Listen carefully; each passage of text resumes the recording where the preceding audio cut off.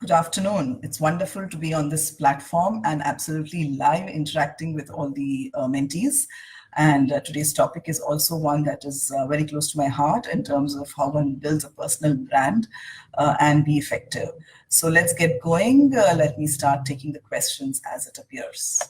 So Priyanka asks, hi Neerja, how do I make sure my voice is heard when I am the only woman in the room at meetings, etc.? Yes, I've had this predicament many times because most of the times, as I have grown in my career ladder, I have been the only woman in many, many meetings. And let me narrate a story, right? So in one of the organizations that I was working for many years, I was part of one business unit and then I moved on to another business unit. So I was absolutely new in the second business unit. People didn't know me. And after a couple of meetings that I attended with the BU head, one person in that team at the third meeting came and asked me whether I am a Leo. And I said, no, I'm a Cancerian, but what makes you think that I'm a Leo? What about me makes you think that I'm a Leo? And he said, I have noticed that every time you come for meetings, you go and take this seat, which is supposed to be the head of the table seat at the table. And that made him think that maybe I am a Leo. So the moral of the story is that people notice. You are an only person, you are a woman, people notice. They take notice of you. Whether it is another woman or another man, they take notice. And all of this makes a lot of difference in terms of which is the seat at the table that you take. I'm not telling you to go and take the head of the table seat, but research says that if you go and sit at the middle of the long side of the table, especially if it is facing the door, then you have all the more chances of you becoming more visible and people hearing you and looking at you and listening to you. So that's in terms of your positioning at the table where you sit. Second, you have to speak up. I know there's going to be a lot of noise with the rest of the male colleagues in the room, and hence, especially if your voice, my voice is loud, but if your voice is not loud because of the tone of your voice, then you have to ensure that you find a way to speak and listen. Even if you're interrupted, it's fine. Go ahead and speak once again. A few things that you can do is don't make it a very longish statement, break it into shorter statements, because the minute you have a very longish statement, people will be put off. If they're already thinking, okay, why should I listen to the woman? Then, a very long statement will not really cut through. So make it short, precise, to the point, and punchy statements, which will make sure that, people will listen to you. You have to keep at it, even if you are interrupted. Like I got an interruption just now.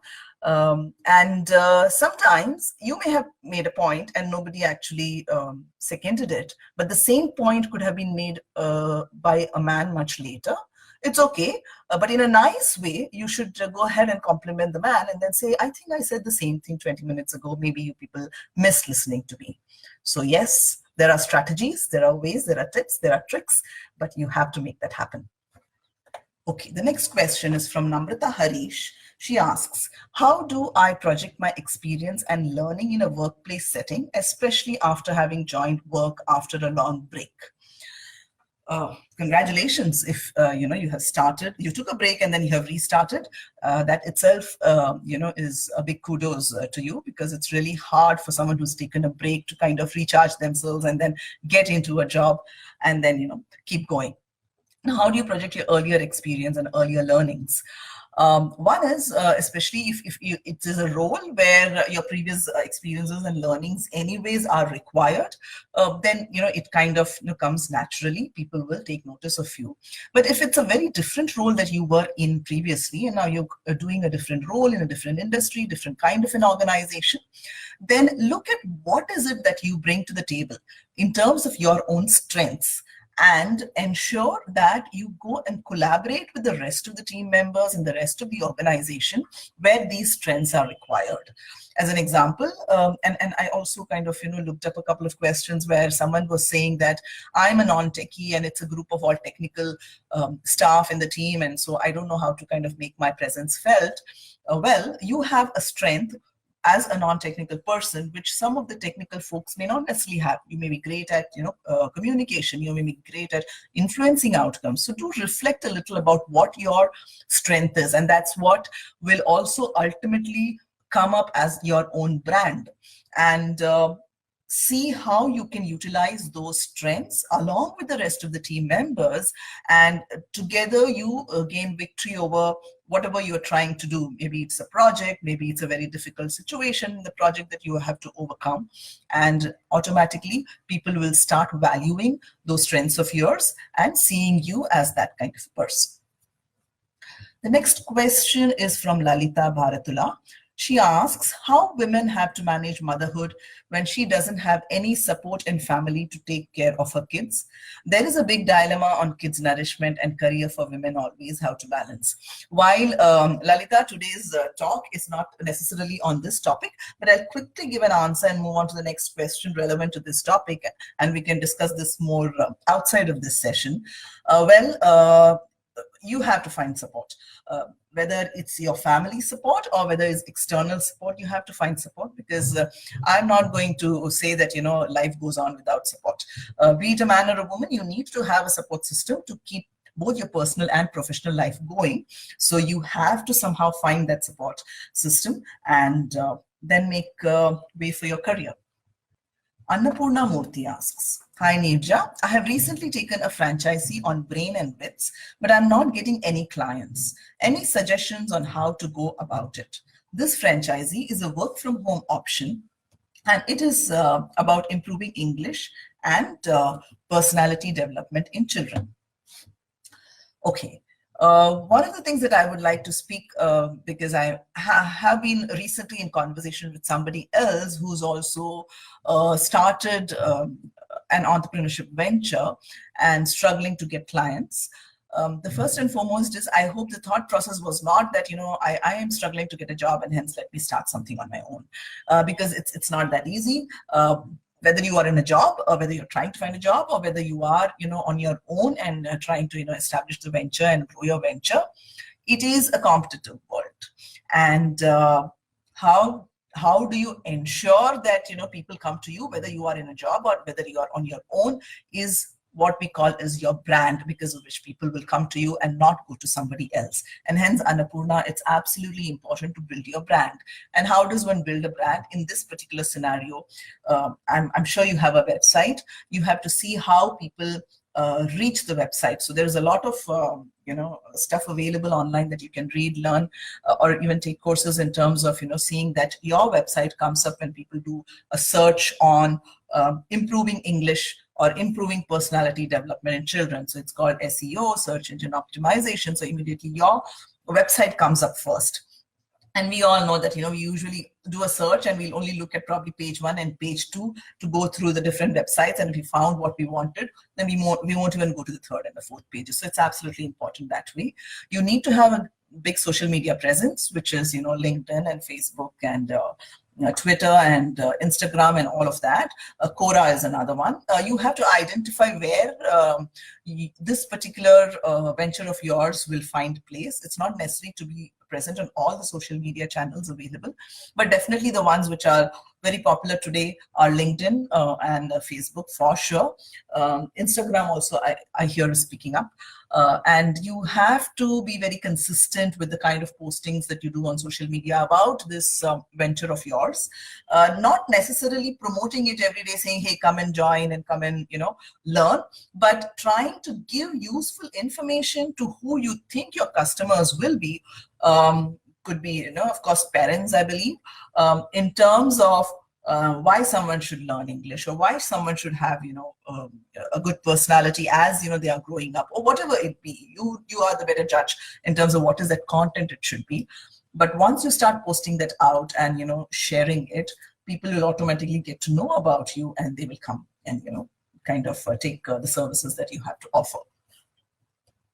I go to the next question, which is Hemalata Jagannath, who asks, okay, I've been struggling to project myself the main factor, which I feel I am non-technical. In our company, they give more preference or scope to employees with technical background than anybody else. This is exactly similar to the other question which was around, you know, how do I project my brand after I came back from a career break. So as I said, look at your strengths, ensure that you collaborate with everyone around you, where you feel your strengths are required and maybe the others don't necessarily have those strengths. Don't make it competitive, make it as collaborative as you can, and ensure that you as a group and a team are successful. Automatically, people will start valuing you. Akshata asks, hi Neerja, how to showcase yourself when you are restarting in a new field completely different from the work which you did before your break? Again, a similar question, and I'm assuming this question is that you're already restarted and you are in a new field, and so you're absolutely fresh, and there's nothing that you did in the past which you can talk about or showcase. But this is what I tell everyone who's wanting to restart, whether in the new field or in the same field. Always play on your strengths. Skills are something that one can learn. And if it's not you, somebody else will come in your place and will learn those skills and start delivering. But the strengths that you bring are very unique to you, and it's very hard for someone to for them to find someone else with that unique set of strengths. So start kind of working on those and showcasing those. A good way to start showcasing is when you are in an informal setup, be at a lunch with your friends and colleagues, or something like that. Start storytelling.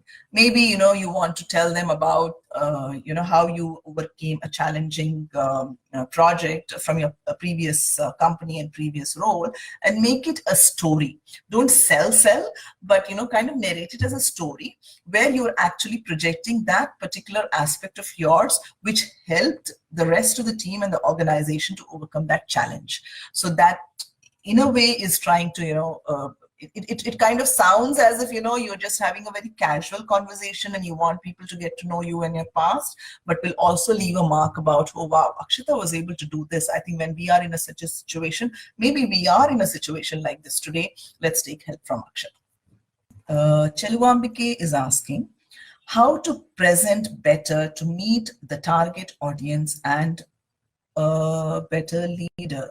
I'm assuming to meet the target audience and to be a better leader is the question, I guess. Okay, this is absolutely communication one-on-one. We were all taught that we speak based on what our audience wants to listen. We speak the language that our customers want to hear, right? We might want to say 100 things, but if the audience or the customer is looking at something absolutely different to hear, then whatever you say is not really going to cut it. So you have to be able to understand what your audience needs are, what your customer needs are, and then you are going to tailor whatever you speak to match those requirements. And that's what I would say in terms of meeting the target audience. Lakshmi Gopal asks, hi Neerja, I want to spread the greatness of Indian music through my work and my experience in technology. What would be the best way to establish my strengths in music and technology? Would it be to create my own blog pages or a website, maybe? So yes, while we can do as much as we can by going to events, by meeting people, networking, and all of that, we have got to use technology today at its best. And a website is a must. If that's something that you want to kind of showcase, you could do it by just having a blog site, or you could enhance it further by having a website which has various aspects that you want to kind of talk about, and then also have a blog page there. But as I said earlier, just having a static website or having a blog site is not going to help unless people visit it. And then for people to visit it, you have to do the stuff that I spoke about in terms of making it appear on Google searches, in terms of making it visible on the social media, ensuring more people, share the content with their networks and communities, etc. One of the things that you could also do is do events. When I say events, they don't have to be necessarily big, large events, but you have also got options of doing online events today. I mean, you could, do a webinar, you could do chat sessions, you could do something like what I am doing today in terms of, talking to your audience. You can start small and then it kind of grows into a much larger community. But find opportunities to kind of make it known that this is the place where people will get to know everything about Indian music. And that's how technology will help spreading the knowledge and the greatness of Indian music, which you are so passionate about. Viraja Vedula, she asks, "Hi Neerja, since childhood, I have struggled with confidence. Confidence has never been my forte. I'm always filled with self-doubts. How do I overcome this?" Okay, so my question again to Viraja and everybody else who believe that they're lacking in confidence is, what is the worst that can happen? Right? Why do you feel that you're not confident? Why do you feel that you can never be successful? Why do you feel that somebody is going to make fun of you? What is the worst that can happen? So, like as an example, here I am speaking to all of you, and I could have doubts. I could get doubts about what if I'm not able to answer a particular question that somebody asks me. I'm not a know-it-all person, right? I have my years of experience, which kind of has taught me a few things, which I'm sharing with you. I also have a lot of reading that I have done, and hence, if I have not experienced it, I will speak from the academic research that I have done. But still, there could be a couple of questions that I don't know answers to. And I will say, sorry, I don't know answers to this, but I will definitely go and read up about it or speak to somebody else about it and get you the answer. That's the worst that can happen.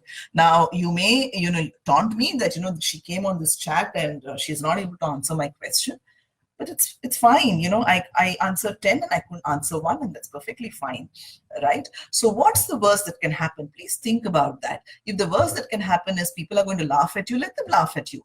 But at least you've taken the first step in terms of doing what you wanted to do. It could be, speaking up in a meeting. It could be going and attending that interview. It could be going to a networking session and, talking to 2 other people.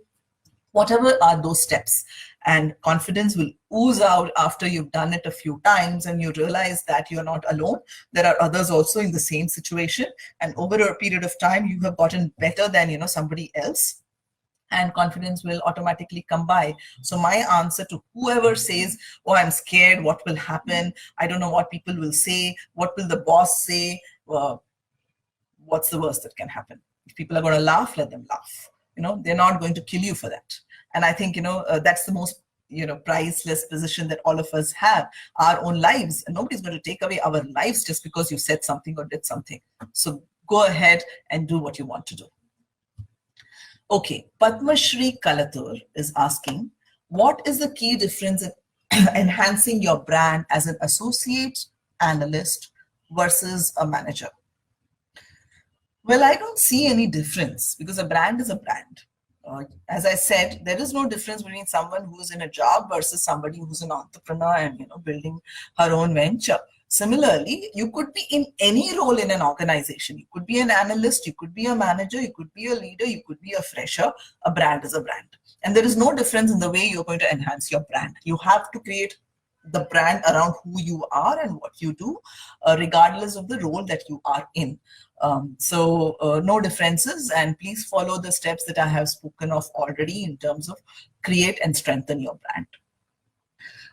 There is a question from Saradindu. I hope I pronounced the name right. How to project ourselves into a new field after a career break of more than 6 years? Will they take us as a fresher or the old experience we can consider? Similar questions which had come earlier, but I will, talk about the second part of it, which she is asking of, will they consider as a fresher or the old experience be considered? Let's be really honest. When you are going into a new field and you are going into a completely new role, if they have hired you for that particular role, for which you don't have experience, then you will be considered as a fresher. But many times what happens is they see value in what you did in the past, and they see that that can also, contribute to this new role that you're going to get into. My own example, so I have 25 years of experience in the corporate. I was in the IT world. I was, leading large delivery IT projects for banking clients. This is what I did all my life for 25 years. And then I went on to do some freelance consulting work. And I consulted with a startup who are into innovation consulting. And design and innovation consulting. And I have no past experience in that, but they were happy to take me on board. But of course, they did not consider me as a 25-year IT veteran, and hence kind of position me that way. But they knew that there is a value that I bring from whatever I did in the past, and that can amalgamate with the kind of a role that they were going to offer me, and we try to work it together. So the question is answered that way. If it is completely new, there's nothing of your past that can really be of value, or you have not been able to showcase that as value to the current assignment, then you will be considered as a fresher. Otherwise, your past experience will also be taken into account.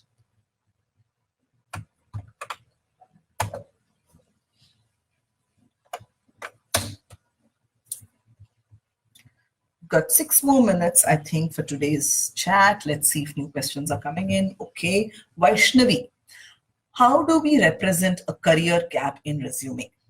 Also restarting in a new career path, which is totally different from the earlier one. What are the questions we could expect at an interview? Okay, this is not a session on what questions to expect in an interview, so I will not answer that. But let me answer the first two, which is representing a career gap in a resume. You don't have to represent it at all. A resume will be a resume which talks about, I started at this particular time in this company and I ended in this particular time in this company, and hence it goes on.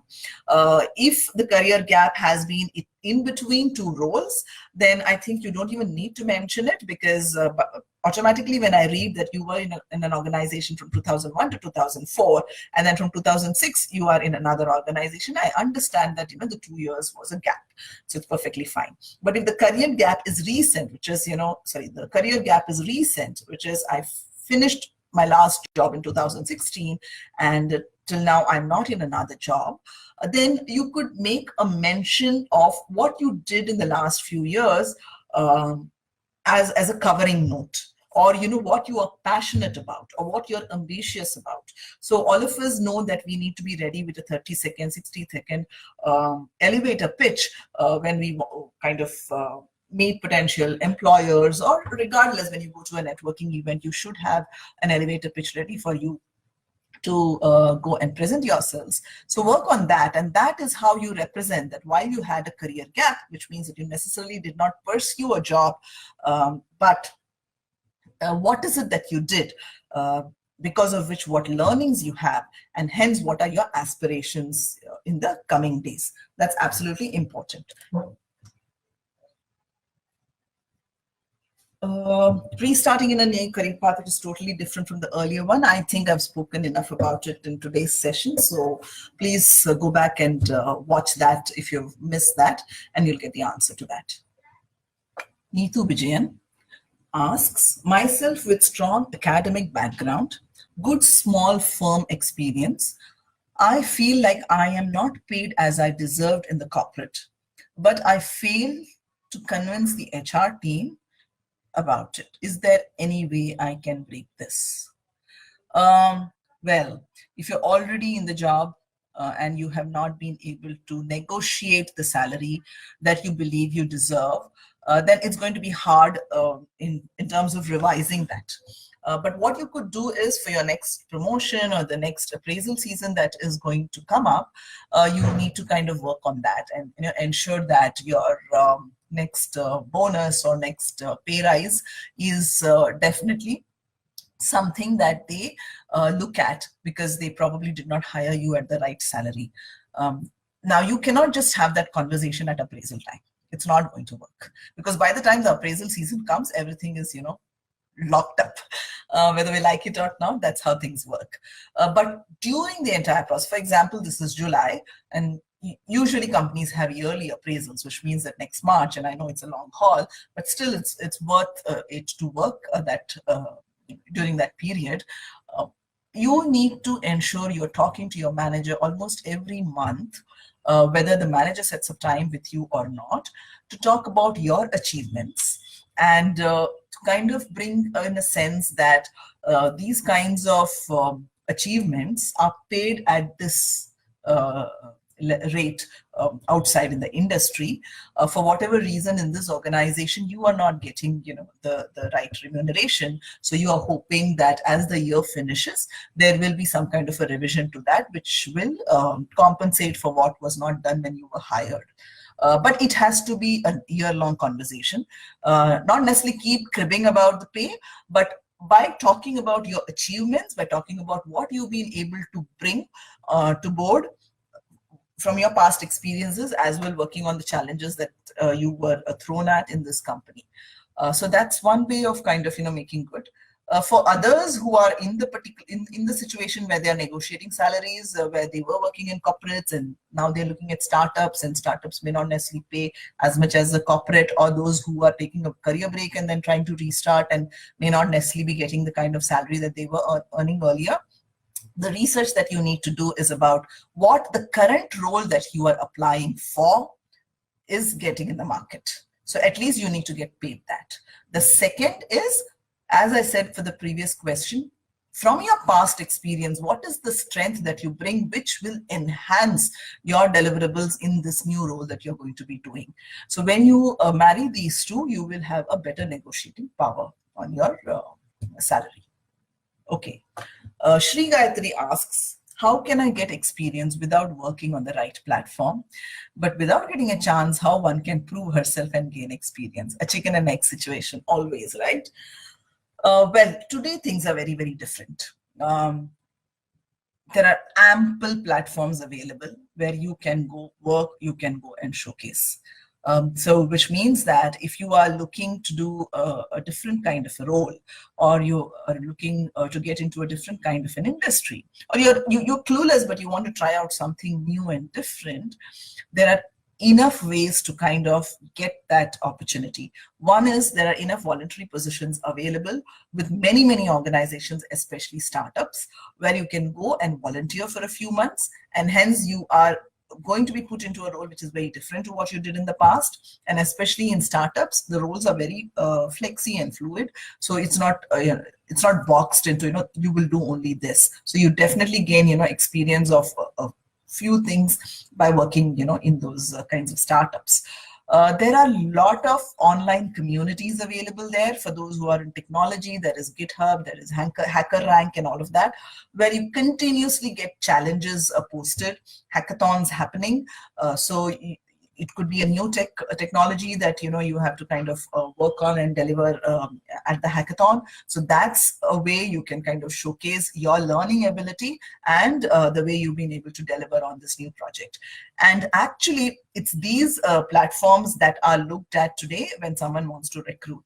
While a CV is a good thing to have, and you must, but usually organizations go and look at all these networking portals, and I've named a couple which are more technology centric, but there are enough for other kinds of domains also, where they will go and search. So if Neerja Ganesh is applying somewhere, they will Google Neerja Ganesh to see what comes up, and hence the online presence is extremely important. And the minute they see that, okay, fine, she was part of GitHub, she was part of this blogging community, if I'm a content writer or aspiring writer, will go and read up the stuff that I have written, and then say, okay, fine, I think this is somebody that we would like to talk to and interview for the role that we have. So that's how you kind of get experience without really going and working in a company, because you think that the company will not hire you because you don't have that experience. Do all of that. That's the investment that you need to do before you can hit a well-paying job.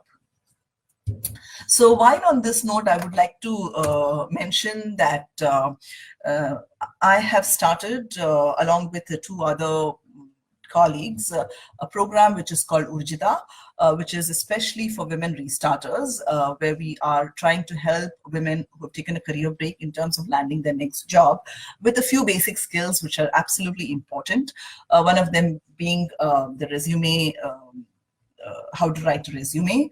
The second is how to present yourselves in an interview. And the third being how to have the right elevator pitch. And there will be some more that will come by. So if any of you is interested, and any of your friends are interested, and you believe that these are certain skill sets and strengths that you need to acquire, please do look up on the JobsForHer events page, and you will see how you can register for these sessions. We are 3 minutes past the session. I will just do a last minute check to see if we have any unanswered questions before we end today's session. Okay, there is one probably as a last one that I will take, which is Twinkle Jane. Hi, Neerja. After a break of 4 years, how can I use my previous experience to get a good banking job? Well, extremely hard for me to tell you that what you can use your previous experience, because I don't know what your previous experience was, and hence I really don't know how relevant it will be and what is the job that you want in a bank. So very hard to answer it. But I think some of the answers I have given in terms of what you did in the past and trying to get into a new role should be able to help you. The other one is Sudha, who asks, I had a career break of 19 years due to health reasons. I'm currently updated on the latest trends and technologies. Will I be eligible for the break considering my profile, qualification, BSc, MBA, online IT, 3 years of experience, the designation was project lead. Well, a career break of 19 years and currently updated on the current trends. See, there's nothing to say that you took a break of 9 months, 9 years, or 19 years, and hence you are eligible for the next role, right? There is no rule around it. I always say that in our country, it's the supply and demand situation, which is what makes it so hard to get a job, regardless of whether you had a break or otherwise. Even if I were to go and apply for a job today, will be in a similar situation, though I have 25 years of experience and I didn't necessarily take any break, because there are enough and more people applying for the jobs, and there are limited number of jobs. So let's not focus on the 19 years of break. That's the first thing that I would say, because the minute you start thinking of 19 years break, that's going to bog you down. Your confidence levels will get low and you are not going to take the next steps. In terms of your learning, I'm so glad that you're currently updated on all the latest trends and technologies. So please start showcasing that. That's absolutely important for you to start showcasing that. And how do you start showcasing that? Become part of all these networking communities where you can go and participate in whatever kind of meetups they have, whatever kind of challenges they have, hackathons they have, or any other contests that they have. Then start projecting these success stories through your social media presence, which could be LinkedIn, Facebook, Instagram, JobsForHer, whichever other platform that is available. And that's how you start building a brand, not on the 19 years of break, but on the learning that you have done and how it has helped you deliver on those competitions. So with that as the last question, I will end today's session. Thank you all for being a great audience, and I hope this was really useful for all of you. I'm continuously available on my mentor page. So if ever you have any questions, post this session also. I'm happy to kind of see those questions in text format and respond to it on the mentor page, on the group page here.